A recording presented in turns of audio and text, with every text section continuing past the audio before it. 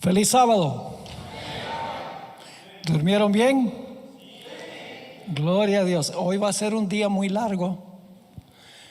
Tenemos ahora una presentación, luego escuela sabática, luego un sermón en el culto. Esta tarde vamos a tener otro tema y luego una sesión de preguntas y respuestas. Las preguntas y respuestas van a ser escritas. Es decir, no vamos a hacer preguntas aquí en persona, sino escriben las preguntas y entonces vamos a contestar esas preguntas esta tarde. Así que tenemos 3 temas hoy.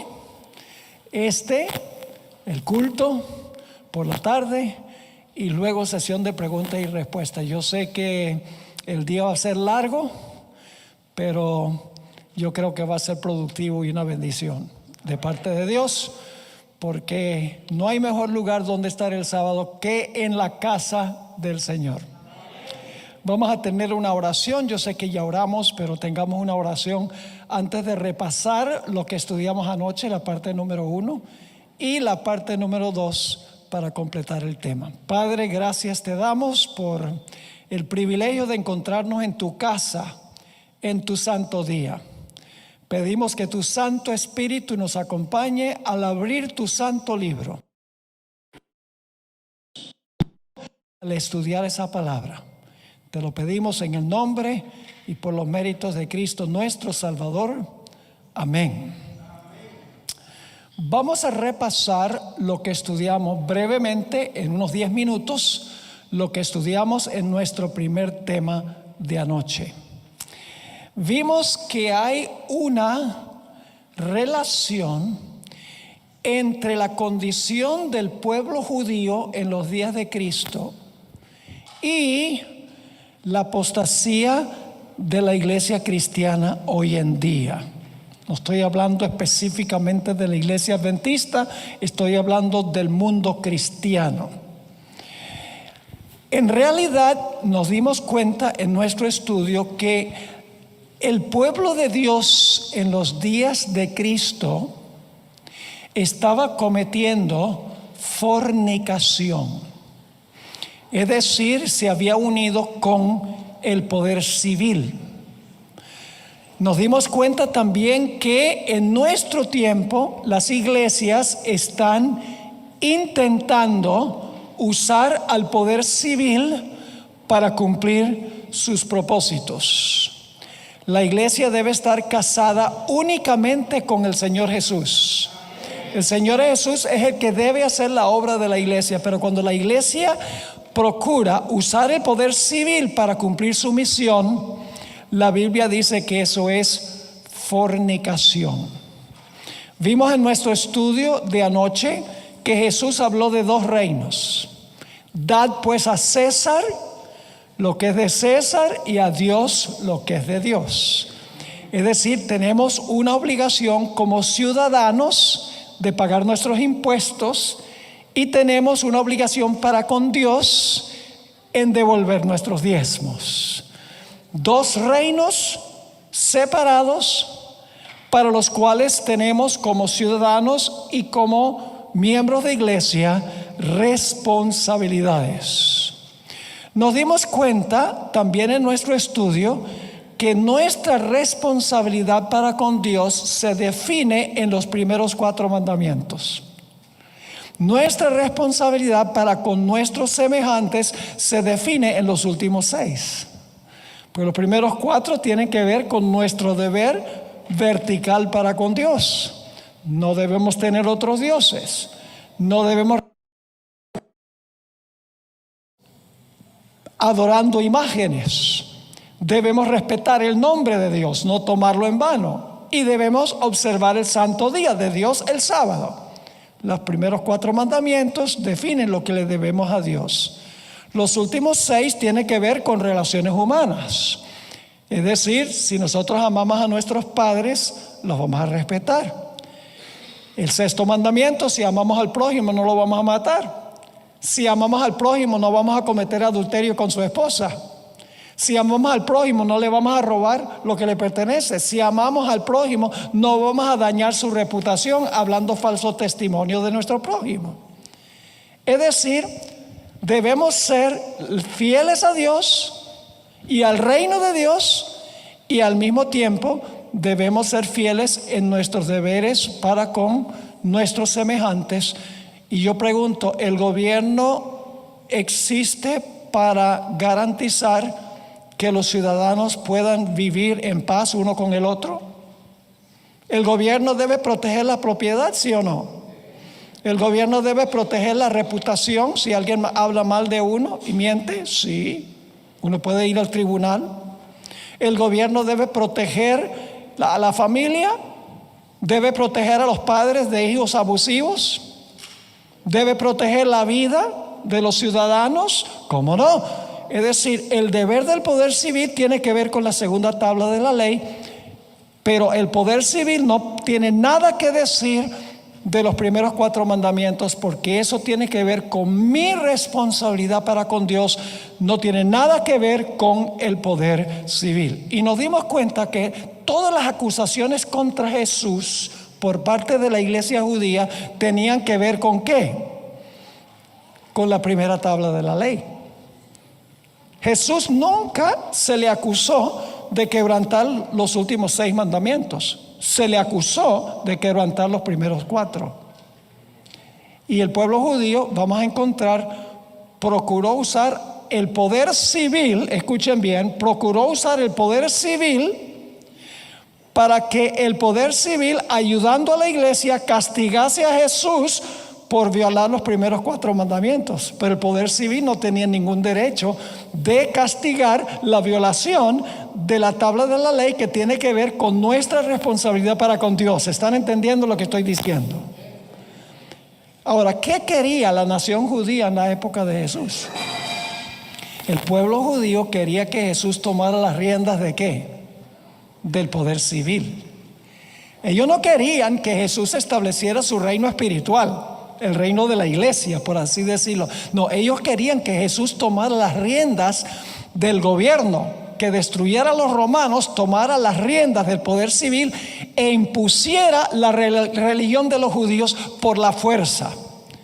Si Jesús hubiera tomado el reino civil para imponer la religión de la iglesia de esa época de los judíos lo hubieran aceptado. Pero Jesús dijo, yo no vine aquí a tomar las riendas del poder civil. Yo vine aquí para implementar mi reino, los principios de mi reino en el corazón. Y cuando están en el corazón, la sociedad entonces cambia. La sociedad no cambia por la fuerza de la legislación. La sociedad cambia cuando la gente recibe el Espíritu Santo y entonces vive en armonía con las leyes del poder civil. Jesús vino a establecer un reino espiritual, implantando al Espíritu Santo en el corazón, no para tomar las riendas del poder civil, para obligar a la gente a ser religiosa. Hoy en día muchos cristianos están procurando usar al gobierno para obligar a la gente a vivir en armonía con lo que ellos consideran ser la voluntad de Dios. Nos dimos cuenta también en nuestro estudio de anoche que este era un asunto para los judíos de seguridad nacional. Ellos dijeron, mire, si nosotros dejamos que este hombre siga viviendo, todos lo van a seguir. Y entonces los romanos van a venir a quitar nuestra nación. Así que la solución para que nuestra nación no se desvanezca, para que nuestra nación no caiga, tenemos que matar a este hombre. Si nos deshacemos de él, nuestra nación va a permanecer. Fue lo que ellos dijeron. Y vimos en nuestro estudio que se reunió el Sanedrín, que se componía de los principales sacerdotes y los fariseos, según Juan 11, 47 y 48, y ellos dijeron, si dejamos así a este hombre, todos creerán en él, Y vendrán los romanos y destruirán nuestro lugar santo y nuestra nación. Y entonces Caifás dijo, mire, la solución a este problema es que un hombre muera por el pueblo y no que toda la nación perezca. Ese argumento se va a volver a usar en estos últimos días. Se va a volver a usar, pero ya no con Jesús, sino con el cuerpo de Cristo, con la iglesia, con los fieles. Las iglesias apóstatas van a decir, es necesario acabar con esta gente y no que la nación de los Estados Unidos perezca, particularmente este país. Y ese mismo día, el Sanedrín dijo, este hombre tiene que morir. Y luego nos dimos cuenta que en el huerto del Getsemaní, avanzando un poquito más adelante, en el huerto del Getsemaní encontramos que Pedro expresó la manera como él creía que se debía defender el reino de Jesús. ¿Cómo lo hizo Pedro? Sacó la espada, no olviden eso. Pedro sacó la espada. Más adelante, esta mañana vamos a hablar un poco más de la espada. Sacó la espada y le tiró un zarpazo al criado del sumo sacerdote y le cortó la oreja. ¿Y qué dijo Jesús? Bien hecho, Pedro. ¿Y ustedes, los otros apóstoles, qué? Saquen la espada también. Defiendan mi reino con la espada. ¿Eso fue lo que dijo Jesús? Jesús dijo, no, mi reino no funciona así. Mi reino funciona con el Espíritu Santo en el corazón, no por la fuerza. Van a defender mi reino. Y le dijo, guarda tu espada, porque el que mata a espada debe ser muerto. Una expresión que aparece en Apocalipsis en relación con la bestia. La bestia mataba con la espada del poder civil y se le dio una herida a el papado con la espada. Y luego vino la guardia del templo. Todavía no ha entrado en función el poder civil. Viene la guardia del templo de Jerusalén y arrestan al Señor Jesucristo. Y el Señor Jesucristo es llevado ante el Sanedrín.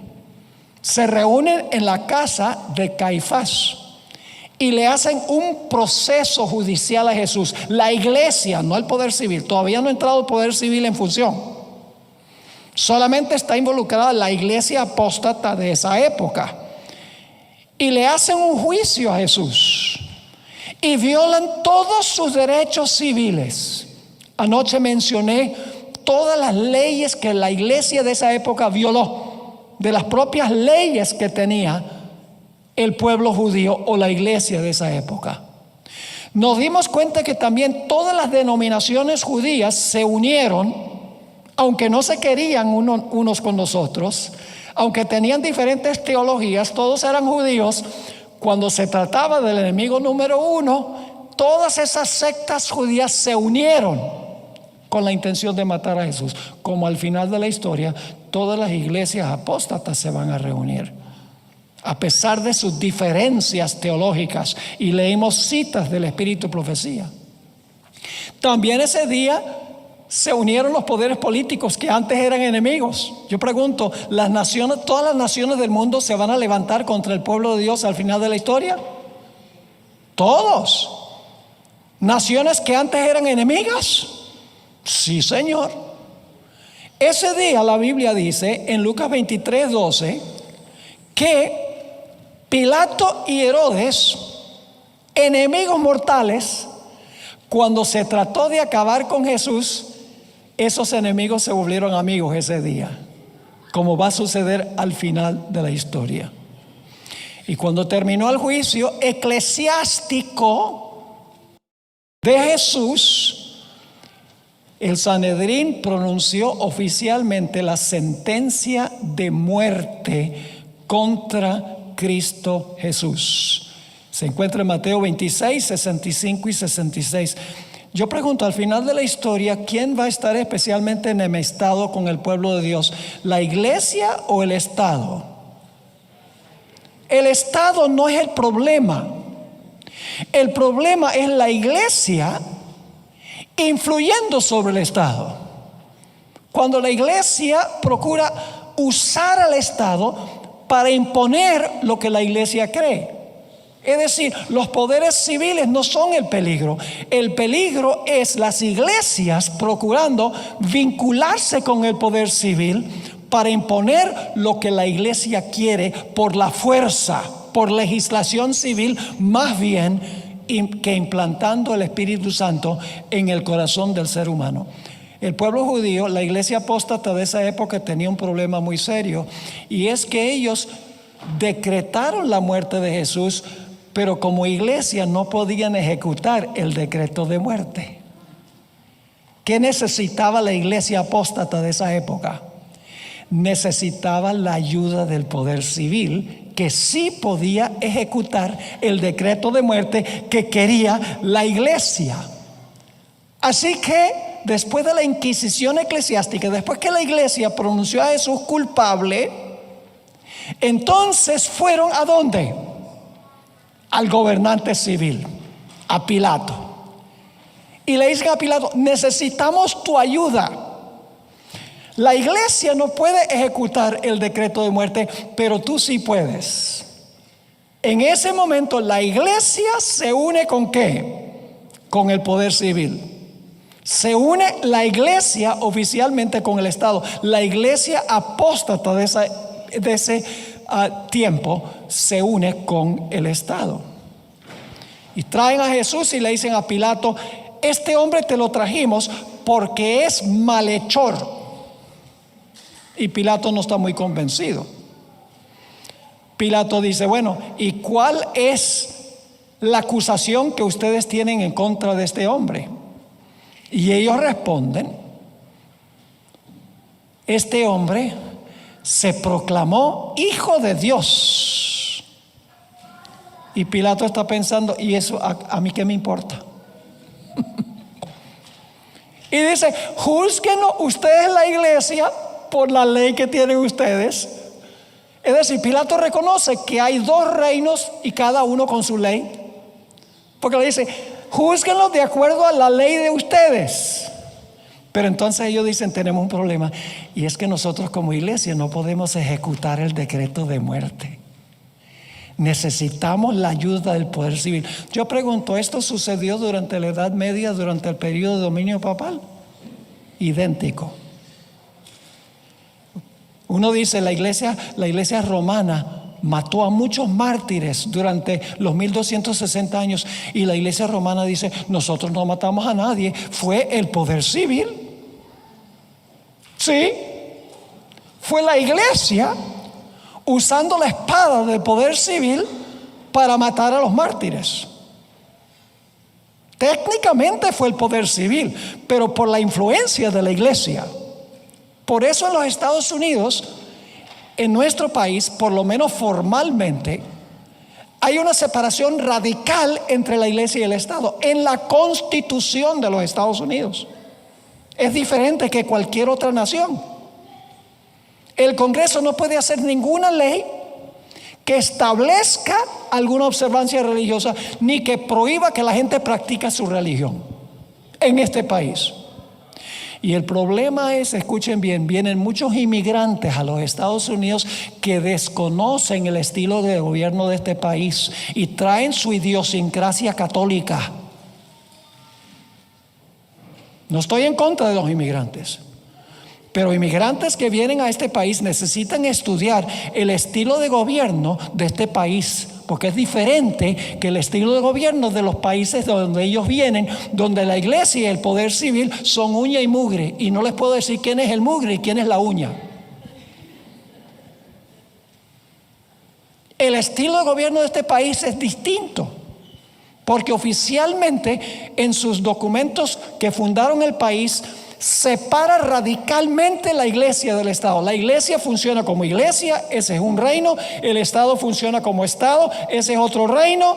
No juntos y revueltos, sino separados uno del otro. Vamos a hablar de eso un poquito más adelante.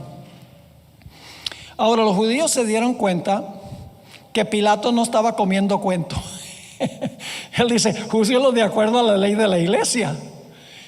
Pero entonces ellos están pensando, pero necesitamos que el Estado oficialmente imponga el decreto de muerte, que lo implemente. Y ellos se dan cuenta que diciéndole a Pilato que este hombre dijo que era hijo de Dios, Pilato no va a comer cuento, porque eso no le va ni le viene. Así que dicen, tenemos que conseguir algún delito de Jesús en contra del gobierno romano. Y ahí es que dan 3 razones a Pilato por las cuales él debe condenar a Jesús a muerte como quería la iglesia. Las 3 razones dice: él pervierte la nación. Pilato había oído en cuanto a Jesús, según la hermana White, y él sabía que Jesús no pervertía la nación. Dice, y dice que no se le deben pagar impuestos a Roma. Mentira, Jesús dijo, dale a César lo que es de César. Pilato sabe que esa acusación es falsa. Pero luego dicen, él se proclamó rey. Se le paran las orejas a Pilato. Pilato dice, si él dice que es un rey, es sedición contra el gobierno romano. Y lleva a Jesús a su lugar privado para entrevistar a Jesús. Y le dice a Jesús, ¿eres tú en verdad un rey? Lo que te acusan. ¿Estás causando sedición contra el imperio romano? ¿Quieres tomar el trono del César? Y Jesús dice, mi reino no es de este mundo. Sí, yo soy un rey, pero no de Roma. Un rey de un reino espiritual. Y dice que si yo quisiera el trono de Roma, mis seguidores pelearían con la espada para que no fuera entregado. Pero mi reino no es de aquí. ¿Cuántos reinos reconoció Jesús? 2. El de Pilato y el de él. Y entonces Pilato sale y 3 veces declara públicamente que Jesús es inocente. Pilato condenó a un hombre que públicamente proclamó inocente de algún delito contra el poder civil. ¿Me están entendiendo lo que estoy diciendo? Pilato sale y dice, yo en relación con el poder civil de Roma, yo no hallo a este hombre culpable. No ha violado ninguna ley de Roma. Pero los judíos sí dicen, pero sí ha violado leyes de nuestra iglesia. Y necesitamos tu ayuda, Estado, para poder ejecutarlo. 3 veces Pilato declaró que Jesús era inocente. Pero los judíos dijeron, y esto está en Juan 19:7, nosotros tenemos una ley. Puede ser que no ha violado ninguna ley civil, pero nosotros, la iglesia, tenemos una ley. Y según nuestra ley, debe morir, porque se hizo a sí mismo hijo de Dios. Ese argumento se va a volver a usar. Leímos una cita del Espíritu de Profecía, a donde ese argumento se va a usar de nuevo. Según nuestra ley, el pueblo de Dios debe morir. Ahora, ¿por qué entregó Pilato a la muerte a un hombre que abiertamente declaró inocente? Hasta aquí llegamos en nuestro tema de anoche. Todavía estamos repasando. Había pensado en 10 minutos, pero necesitamos hacer el puente. Y hoy no hay apuro, porque tenemos hasta la puesta del sol. ¿Verdad que sí? Amén. Ahora fíjense, ¿por qué entregó Pilato a la muerte a un hombre que no había violado ninguna ley de Roma, que la iglesia quería matar porque Jesús no estaba en armonía con la teología de ellos? Por 2 razones. Número 1, porque se estaba formando un tumulto. Y Pilato ya estaba fichado por el César, porque allá en Judea había existido muchos alborotos entre los judíos. Pueden leer en el Evangelio según San Lucas que hubo un tumulto y murieron varias personas, y ya el César sabía que Pilato no era capaz de controlar a la turba judía. Eso lo dice En Mateo, el capítulo 27, 24 dice: viendo Pilato que nada adelantaba, sino que se hacía más alboroto, tomó agua y se lavó las manos delante del pueblo, diciendo: inocente soy yo de la sangre de este justo. Fíjese, está diciendo que Jesús es justo. Y yo, el poder civil, soy inocente, porque los que quieren la muerte de él es la iglesia, no yo. Una segunda razón es que el pueblo judío lo amenazó y le dijo: si tú no condenas a este hombre, te vamos a acusar con César de que tú soltaste a un hombre que dijo que era un rey. Y por presión política, por no perder su posición política, Pilato entregó a un hombre inocente por no perder su puesto político. Eso se va a repetir. Escuchen esta cita, Conflicto de los Siglos, página 650. Los dignatarios de la iglesia, esto ya es el futuro, los dignatarios de la iglesia y del Estado se unirán para hacer que todos honren el domingo, y para ello apelarán al cohecho, la persuasión o la fuerza.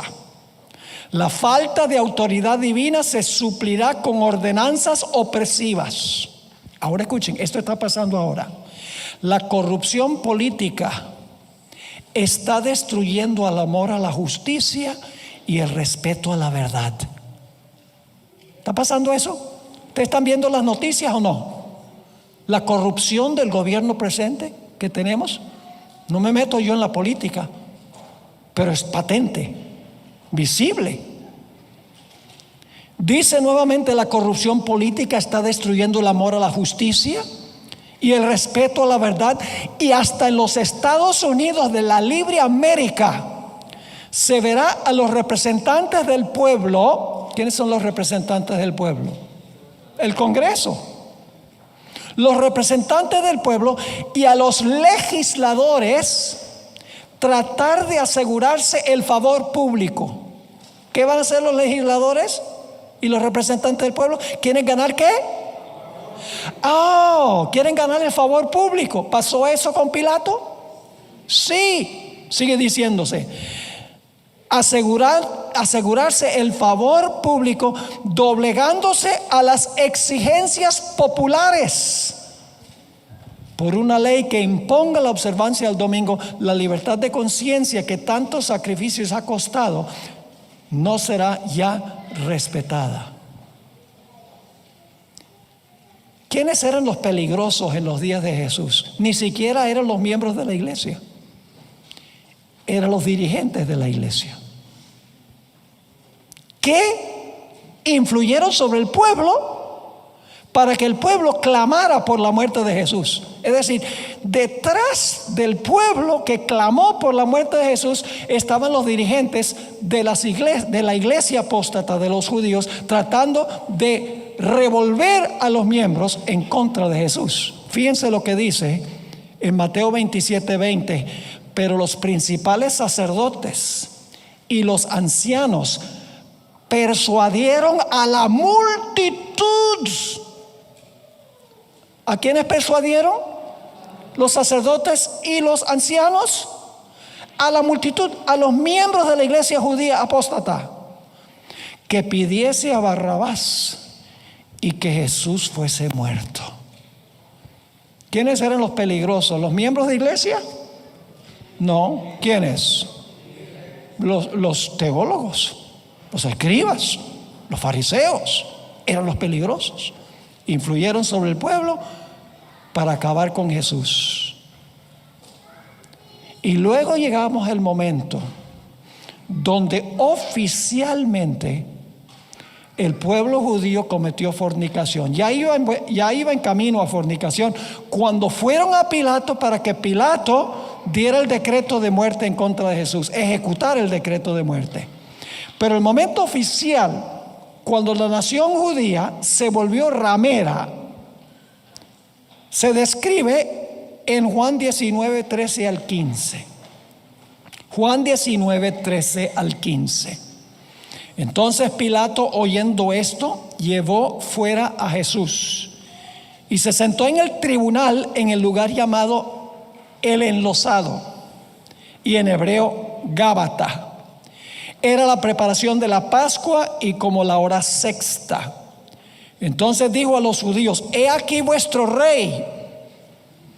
Saca a Jesús delante de los que quieren crucificarlo. Dice: este es el rey de ustedes. Pero ellos gritaron: fuera, fuera, crucifícale. Pilato les dijo: ¿a vuestro rey he de crucificar? ¿Usted cree que yo crucifique al rey de ustedes? Yo pregunto: ¿era Jesús el rey de la nación judía? Sí, era de la tribu de Judá. Era el rey de ellos. Era el rey de la iglesia de esa época. Pero luego noten lo que ellos dicen. Respondieron los principales sacerdotes: no tenemos rey más que César.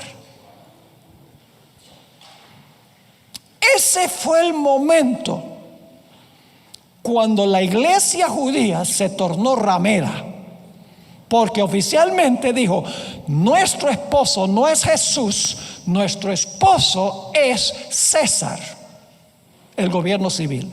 ¿Están captando el asunto? Ahora escuchen, Jesús había venido a casarse con su pueblo. Eso se ve varias veces en los evangelios. En Juan 3:23 se le llama a Juan el Bautista el amigo del esposo, porque Juan vino a preparar el camino para el matrimonio de Jesús con el pueblo judío. Eso hacía el amigo del esposo, el caballero de honor, llamamos hoy en día. Además de eso, Jesús dijo en Marcos 2, 19 y 20: ¿cómo pueden llorar mientras el esposo está con ustedes? Refiriéndose a sí mismo. Jesús relató la parábola de las 10 vírgenes. Nuevamente un matrimonio. En Mateo 22 Jesús contó la parábola del manto de bodas. Jesús había venido para casarse con su pueblo, pero su pueblo dijo: no nos vamos a casar contigo, César es nuestro marido. De esa manera cometieron ¿qué cosa? Fornicación o adulterio. Ahora aquí viene lo interesante. Los líderes judíos dijeron: si matamos a este hombre, si no matamos a este hombre, van a venir los romanos y van a quitar nuestra nación. Eso fue lo que dijeron.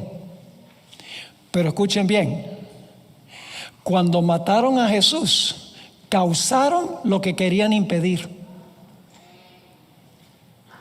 ¿Oyeron lo que dije?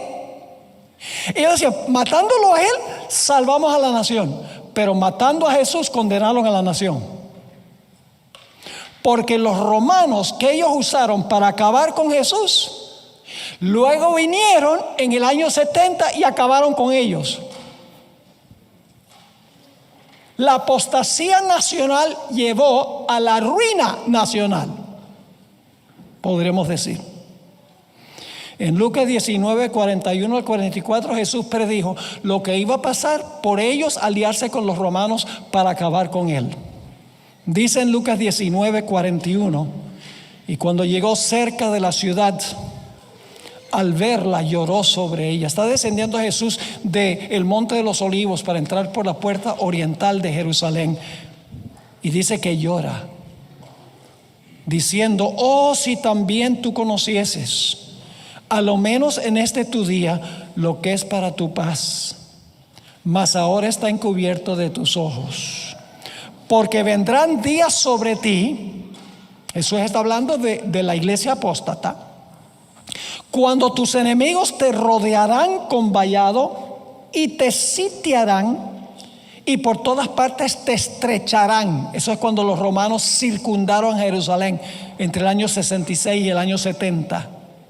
Y te derribarán a la tierra y a tus hijos dentro de ti, y no dejarán en ti piedra sobre piedra Y ahora da la razón.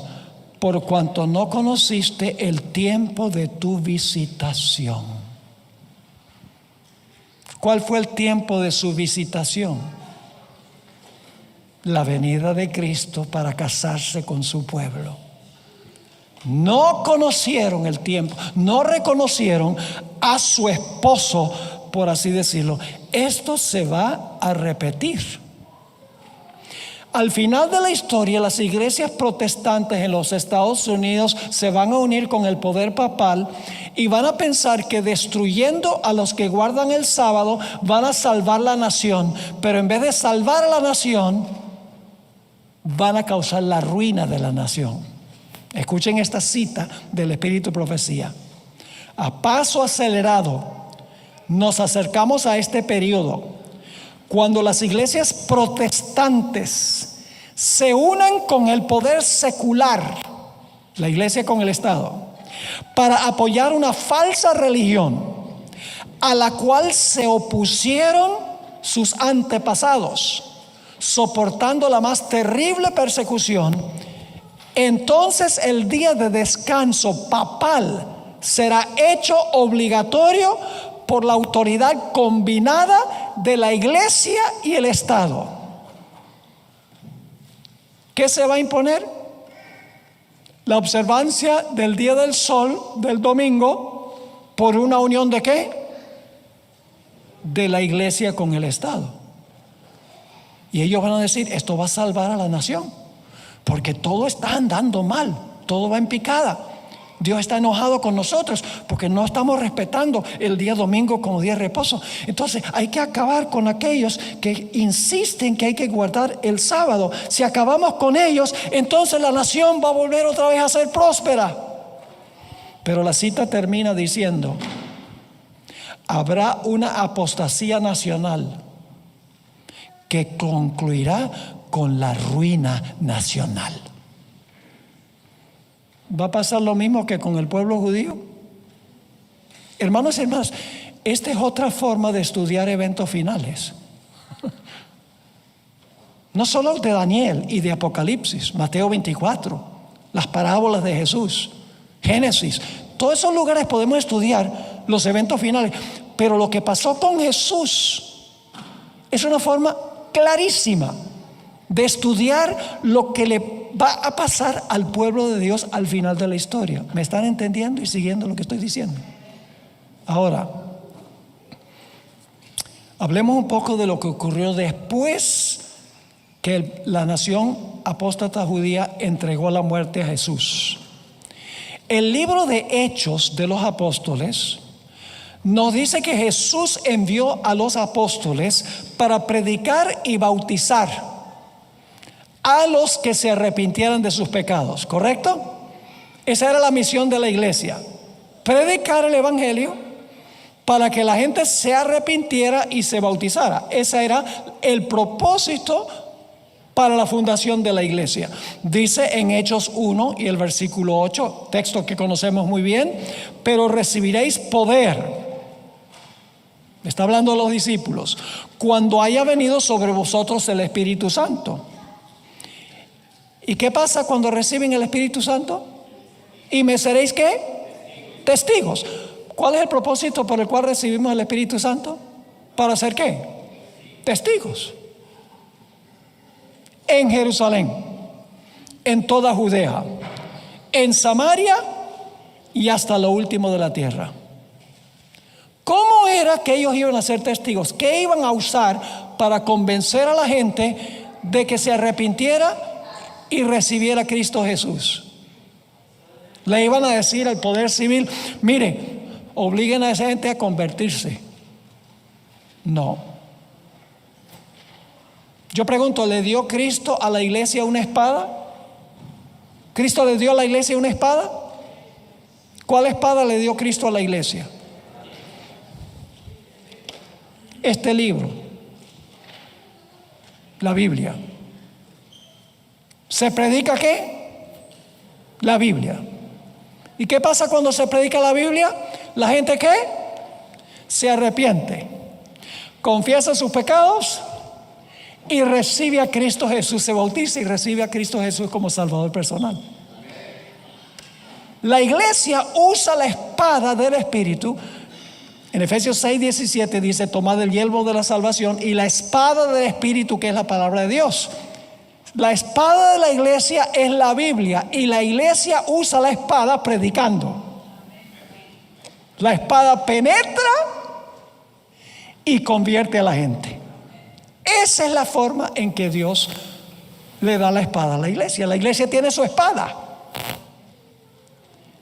¿Y saben lo que es interesante?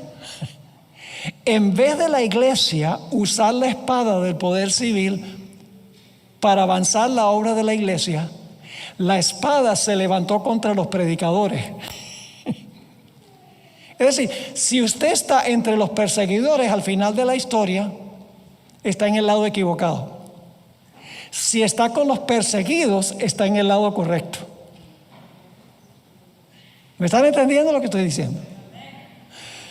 La espada se iba a levantar en contra de los que estaban predicando. La espada del poder civil, por la instigación de la iglesia, iba a levantarse en contra de los fieles.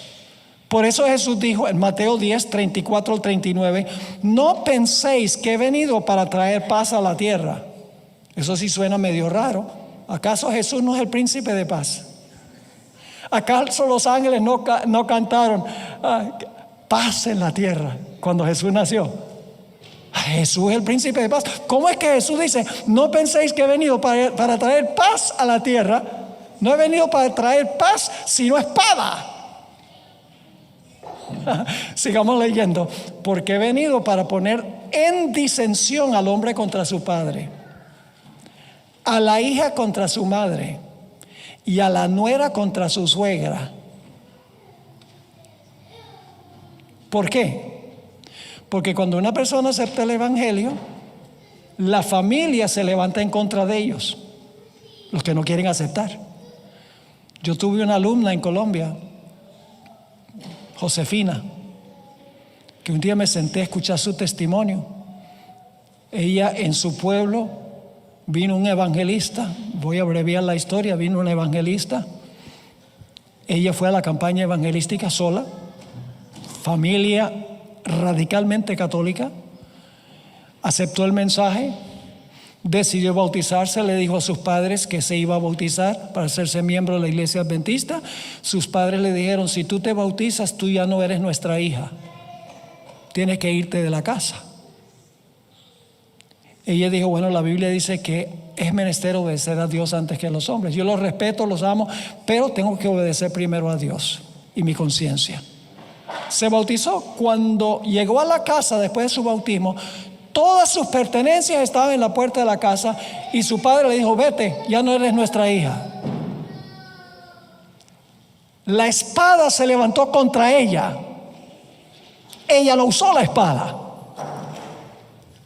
Cuando se predica el evangelio y alguien acepta a Jesús como Salvador, se arrepiente y se une a la iglesia, los que no están de acuerdo se levantan contra esa persona. En ese sentido, Jesús dice que la espada se iba a levantar contra los fieles.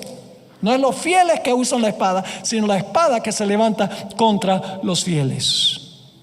Ahora yo pregunto: ¿también Dios le ha dado al poder civil una espada?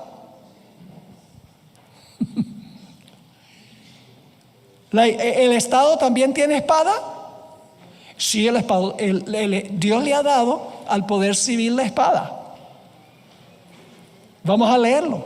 Romanos 13, 1 al 4. Romanos 13 y el versículo 1 hasta el versículo 4. Sométase toda persona a las autoridades superiores. ¿Quiénes son las autoridades superiores? El gobierno. ¿Qué debemos hacer? Recuerden que Pablo le está escribiendo a la iglesia de los romanos, le está escribiendo a creyentes aquí. No le está escribiendo a gente secular, le está escribiendo a miembros de iglesia de Roma. Sométase toda persona a las autoridades superiores, es decir, sométete al gobierno. Porque no hay autoridad sino de parte de Dios. Yo pregunto: ¿el gobierno está por parte de Dios? Sí, Señor. Y las que hay por Dios han sido establecidas. El gobierno ha sido establecido por Dios. De modo que quien se opone a la autoridad, es decir, quien se opone al gobierno, a lo establecido por Dios resiste. Wow. Entonces Dios colocó al gobierno, pone reyes y quita reyes. Y luego dice, y los que resisten acarrean condenación para sí mismos. Porque los magistrados no están para infundir temor al que hace el bien, sino ¿a quién? Al malo. ¿Quieres pues no temer la autoridad? ¿Quieres no tenerle miedo al gobierno? Haz lo bueno y tendrás alabanza de ella. ¿Están entendiendo esto? Si yo hago el bien, si yo obedezco todas las leyes civiles, ¿tengo que tenerle miedo al gobierno? ¿Cuándo tengo que tenerle miedo al gobierno? Cuando hago lo malo. Y luego noten el versículo 4. Porque es servidor de Dios. ¿El gobierno es qué? Servidor de Dios. Para tu bien. Pero si haces lo malo, teme, porque no en vano lleva la espada. ¿El poder civil tiene una espada? Sí, Señor. ¿Cuál espada? ¿Esta? ¿Esta? No. ¿Saben cómo el poder civil usa la espada? Cuando una persona viola las leyes civiles del Estado. No los primeros 4 mandamientos. Eso le pertenece a Dios. Pero cuando la gente viola la segunda tabla de la ley para preservar el orden civil, el gobierno usa la espada para castigar a los que violan las leyes civiles. ¿Cómo lo hace? Poniendo multas. Así usa la espada. Confiscando bienes si la gente las adquirió ilegalmente. Encarcelando a la gente que viola las leyes civiles. Y en algunos estados, la pena de muerte. Esa es la forma como el poder civil usa la espada. Es decir, una espada que castiga a los que violan leyes civiles. Pero el gobierno no tiene ningún derecho de usar la espada instigada por la iglesia para condenar a los que guardan los primeros 4 mandamientos, porque esos mandamientos le pertenecen a Dios. ¿Me están entendiendo lo que estoy diciendo? El poder civil usa la espada para castigar violaciones de la ley civil. Dios finalmente castigará a la gente que viola los primeros 4 mandamientos, pero el poder civil no lo puede hacer. Ahora fíjense qué interesante esto. Cuando la apostasía entró a la iglesia se unió con el poder civil y se repitieron las mismas escenas que ocurrieron en el juicio, la condenación y la ejecución de Jesús. Por ejemplo, en la ejecución de Juan Hus, ¿han oído hablar de Juan Hus? ¿De Bohemia? La iglesia, en primer lugar, se le hizo un juicio en la iglesia, en la catedral de Praga, lo que es Praga, lo que fue Checoslovaquia. Primero, un juicio eclesiástico. Determinaron que él estaba predicando herejía. Y por lo tanto, el tribunal eclesiástico lo condenó a muerte. Pero la iglesia luego apeló a Sigismundo, el emperador. Le dijo, este hombre está enseñando herejía, por lo tanto, hay que quitarle la vida. Y Sigismundo, a pesar de que le había dado un salvoconducto a Juan Hus, porque los sacerdotes y los líderes le dijeron, tú tienes que hacer lo que dice la iglesia, él condenó a un hombre a quien le había dado salvoconducto. Lo llevaron y lo quemaron en la hoguera por su relación con Dios. Yo creo que eso es lo mismo que hicieron con Jesús. Lo mismo. La iglesia apóstata de los 1260 años, la iglesia romana, hizo lo mismo que habían hecho los judíos, porque era una iglesia que se había convertido en apóstata porque se había unido con el poder civil. No sé si me están entendiendo. ¿Saben que después que el pueblo judío usó el poder civil para acabar con Jesús, siguieron sus malas costumbres? Ustedes pueden leer en el libro Hechos de los Apóstoles, no el de la hermana White, sino el libro bíblico. Van a encontrar que vez tras vez tras vez, después que Jesús ascendió al cielo, la iglesia judía apeló a los magistrados de Roma para castigar a los cristianos. Hicieron lo mismo que habían hecho con Jesús, porque era una iglesia apóstata. Les doy un ejemplo. Hechos 12, 1 al 3. Hechos 12, 1 al 3. Dice: en aquel tiempo el rey Herodes, esto es después que Jesús asciende al cielo, el rey Herodes echó mano a algunos de la iglesia. ¿Qué era Herodes? ¿Un pastor? ¿Qué era? Era un rey, gobernante civil. Aquel mismo tiempo el rey Herodes echó mano a algunos de la iglesia. Es decir, el poder civil está echando mano a algunos de la iglesia para maltratarles. Y mató a espada a Jacobo, hermano de Juan. ¿Por qué lo hizo? Versículo 3. Y viendo que esto había agradado a ¿quiénes? A los judíos. Había agradado a la iglesia. Procedió a prender también a Pedro. ¿Están captando o no? Siguieron los judíos las malas costumbres, la iglesia apóstata las malas costumbres después en el libro de Hechos. Yo tengo aquí un montón de textos a donde los judíos, después que Cristo ascendió, apelaron al poder civil para castigar a los que seguían a Cristo Jesús. Siguieron sus malas costumbres.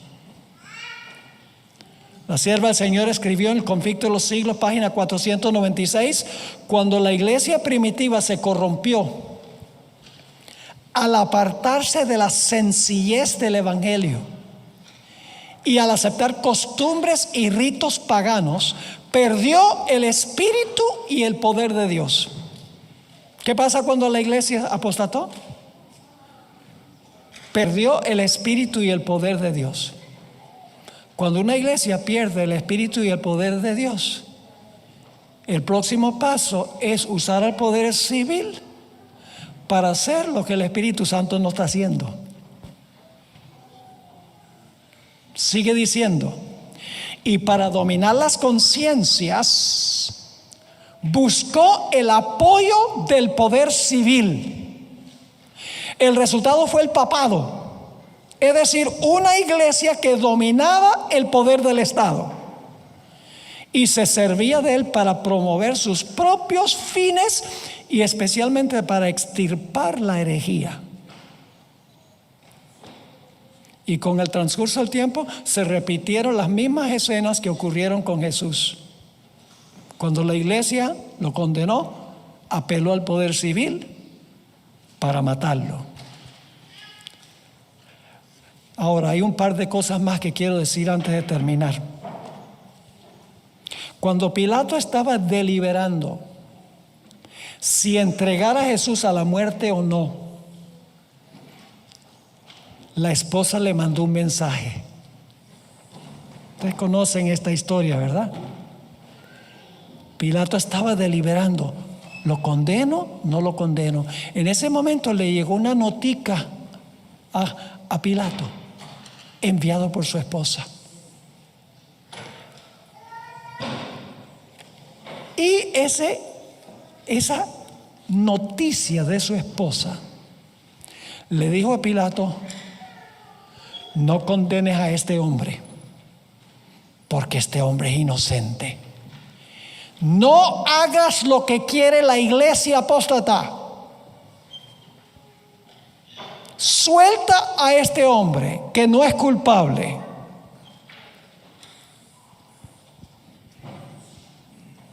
Y ella dijo: porque no he podido dormir anoche, porque en sueños Dios me mostró que este hombre es inocente.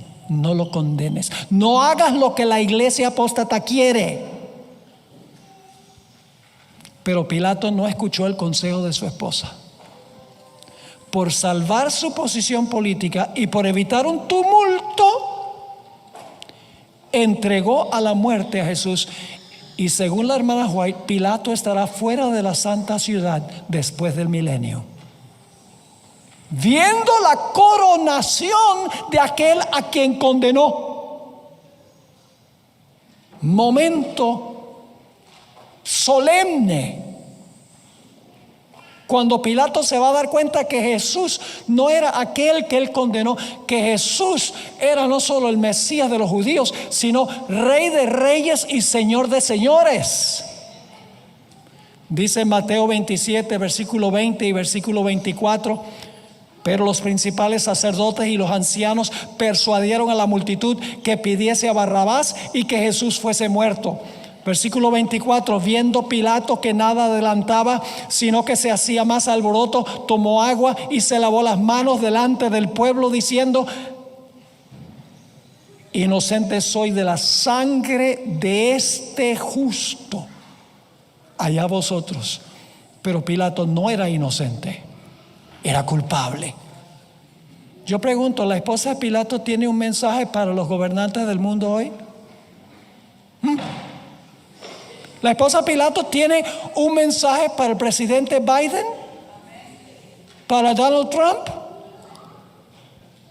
¿Tiene un mensaje para los gobernantes del mundo? Sí, les está diciendo: no condenen a este remanente que es fiel en guardar la ley de Dios. Pero lamentablemente la profecía dice que los reyes de la tierra, los gobernantes, para salvar su puesto político y para complacer a las iglesias apóstatas, van a hacer lo mismo que hizo Pilato. Un último punto, una cita bíblica y un par de citas de la hermana White.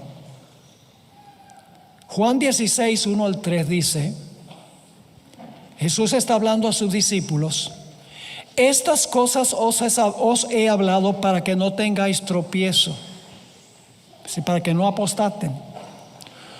Os expulsarán de las sinagogas. Jesús le está diciendo a sus seguidores: hoy no son sinagogas, sino ¿qué? Iglesias. Muy bien. Os expulsarán de las sinagogas. Y aún viene la hora cuando cualquiera que os mate pensará que rinde servicio a Dios. Y harán esto porque no conocen al Padre ni a mí. Viene el tiempo cuando los cristianos, condenando al remanente, van a pensar que le están haciendo un favor a Dios. Y se van a repetir las mismas escenas que ocurrieron con Jesús. Aquí vienen las dos citas del Espíritu de Profecía. La primera cita es escalofriante. Lamentablemente no está en ningún libro que yo encontré en español. Yo traduje la cita, se encuentra en un artículo que escribió la hermana White en la Review and Herald, la revista adventista, abril 14, 1896. Y permítame decirles esto, hermanos y hermanas, nuevamente hay un código QR afuera en la mesa, a donde ustedes con su celular pueden marcar el código QR, y yo les voy a mandar todos los sermones, porque todo lo tengo escrito así mismo como lo estoy presentando. Y ustedes van a tener todas las citas, algunas de las que yo traduje que no están en español. Van a tener todos los versículos de la Biblia, todos los conceptos, para que entonces ustedes puedan ir a su casa con calma y estudiar todo y ver si lo que estoy presentando está en armonía con la Biblia y el Espíritu de Profecía. Dios nunca aprueba que se use la fuerza para prohibir la predicación de la palabra de Dios. Ni en la iglesia. En nuestra iglesia, Dios no usa ese método de prohibiciones y amenazas. La sierva de Dios escribió en ese artículo: las fuerzas de las tinieblas se unirán con agentes humanos. ¿Quiénes son las fuerzas de las tinieblas? Satanás y sus ángeles se unirán con agentes humanos, es decir, con seres humanos, que se han entregado el control de Satanás. Ahora escuchen. Y se revivirán las mismas escenas que ocurrieron cuando Jesús fue juzgado, rechazado y crucificado. ¿Qué va a suceder cuando las fuerzas satánicas que se unan con seres humanos? Dice, se van a repetir, se van a revivir las mismas escenas que ocurrieron cuando Jesús fue juzgado, rechazado y crucificado. Pero ya no va a ser con Jesús, sino que va a ser con su pueblo.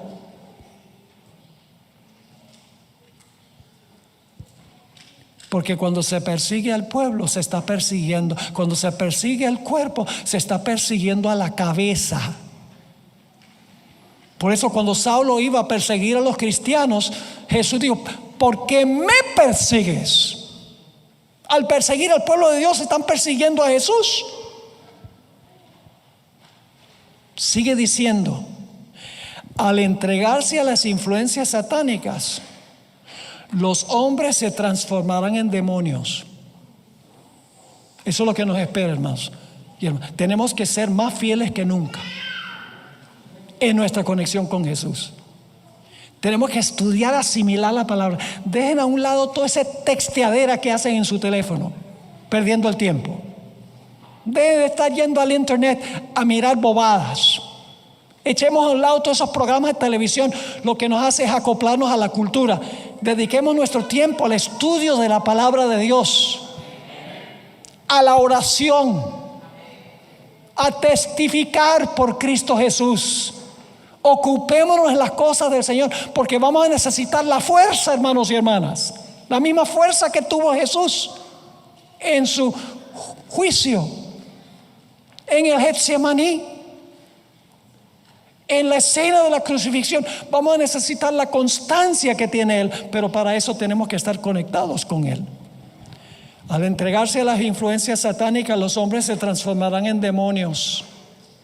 Y aquellos que fueron creados a imagen de Dios, los que fueron formados para honrar y glorificar a su Creador, se convertirán en habitación de dragones. Y Satanás verá en una raza humana apóstata su obra maestra de maldad, seres humanos que reflejan su propia imagen. Los malos van a reflejar perfectamente la imagen de Satanás. El pueblo de Dios reflejará perfectamente la imagen de Jesús. Dos grupos que reflejan una imagen. Los impíos reflejan perfectamente la imagen de Satanás, y el pueblo de Dios reflejará perfectamente la imagen de Cristo Jesús. Y allí se librará la batalla final. Y ya sabemos quién va a ganar. La segunda cita es esta. Tampoco la encontré en español. Review and Herald, abril 14, 1896. Es el mismo artículo de la hermana White. Al acercarnos al final de la historia, Satanás obrará de una manera sutil. Empleará todo su poder engañador contra los sujetos humanos a fin de completar su obra de seducir a la familia humana. Tan engañosa será su obra que los hombres harán como hicieron en los días de Cristo. Leo de nuevo. Tan engañosa será la obra de Satanás que los hombres harán como hicieron en los días de Cristo. ¿Se va a repetir la experiencia de Cristo, sí o no? Sí, Señor. Y cuando se les pregunte, ¿a quién queréis que os suelte? ¿A Cristo o a Barrabás? El grito casi universal será: Barrabás, Barrabás. Y cuando se les haga la pregunta, ¿qué haré con aquel a quien llamáis el rey de los judíos?, el clamor nuevamente será: crucifícale. Cristo estará representado por aquellos que han aceptado la verdad y quienes identifican sus intereses con los de su Señor. El mundo se ensañará contra ellos de la misma manera en que se ensañó contra Jesús. Y los discípulos de Cristo sabrán que no se les tratará mejor que lo que fue su Señor. Mucha gente dice, bueno, el pastor vos lo que hace es asustar a la gente. Porque esto asusta. Pero hermanos y hermanas, si nosotros cada día estamos ligados con Jesús, no nos debe asustar. Gente dice, no, habla de lo bonito, de todo lo bonito, amor. Pero mis hermanos y hermanas, estas advertencias nos fueron dadas para que nosotros no caigamos en el error de descuidarnos y cuando llegue ese tiempo no estar preparados para lo que viene. Mis hijos cuando estaban creciendo, yo les decía, mire, cuando vayan a cruzar la calle, miren a la derecha y miren a la izquierda, porque puede venir un carro y espaturrarlos. Ay, pastor, ¿cómo va a traumatizar a esos muchachos? ¿Por qué les doy esa advertencia? Porque no quiero que un carro los arrulle. Eso es lo que hace Dios. Dios nos muestra lo que va a pasar para que nos cuidemos y no estemos en el lado equivocado. Esa es la verdad presente. Nuestro mensaje profético es la verdad presente. Los mensajes de los 3 ángeles son advertencias fuertes. Si alguien adora la bestia y su imagen, va a ser echado al fuego. Uy, uy, uy, pastor, pero eso traumatiza a la gente. ¿Por qué Dios dice eso? Porque Él no quiere que nadie termine en el fuego. Por eso da la advertencia. Así que hermanos y hermanas, consagrémonos al Señor. No salgamos de aquí como entramos. Salgamos más decididos de que cada día vamos a depender más y más de Jesús. Nos vamos a conectar con Él a través del estudio de su palabra, a través de la oración y a través del testimonio que nosotros compartimos con otras personas. ¿Qué les parece? Gloria a Dios. Oremos. Padre, gracias te damos por este mensaje que tú nos has dado como iglesia. Qué glorioso es. Tú no quieres que nadie se pierda, sino que todos lleguen al arrepentimiento. Tú quieres que formemos un carácter tan fuerte que nada lo pueda sacudir. Te pido, Señor, que bendigas a todos los que estamos reunidos acá.